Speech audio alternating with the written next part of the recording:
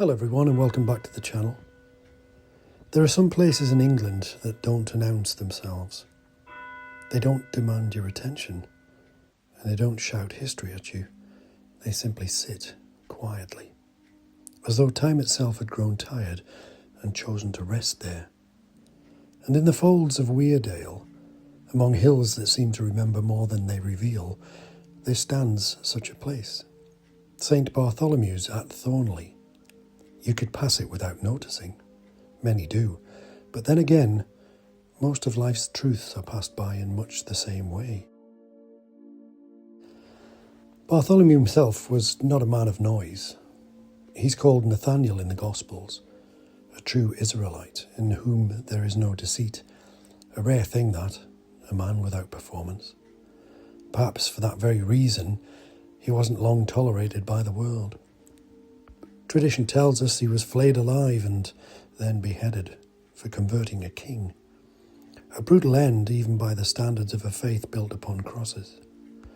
And yet in Christian art he doesn't hide from it. He holds his own skin, not grotesquely, not theatrically, but plainly. As though to say, this is what remains when all pretence is stripped away.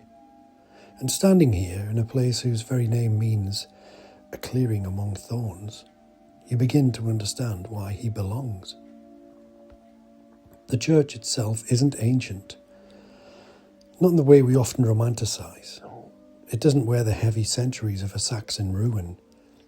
It's Victorian, born somewhere around the late 1830s, expanded and reshaped, given its tower and slender steeple later in the 19th century. A practical church built of local stone, Welsh slate overhead, a simple nave, a modest chancel. Nothing here tries too hard, and yet it holds.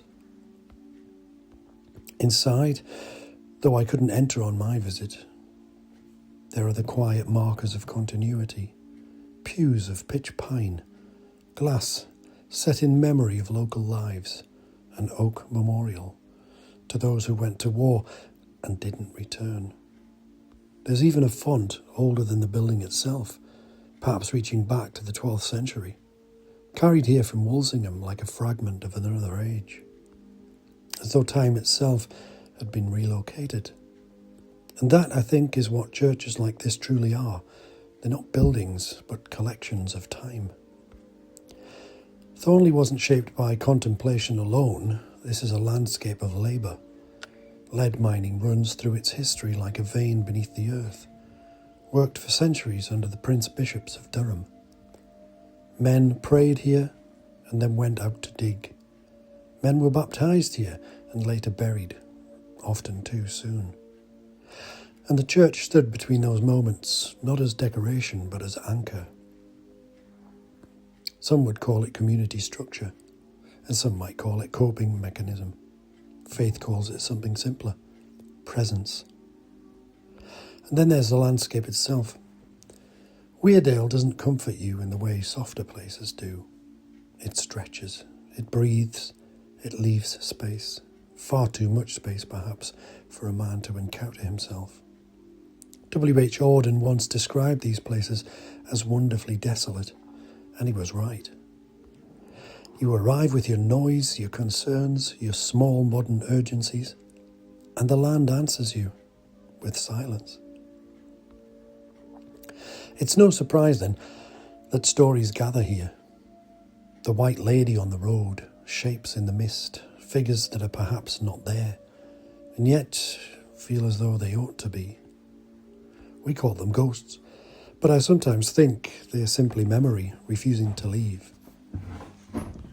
When I stood here, the church was locked, as many are now. And there's something faintly ironic in that.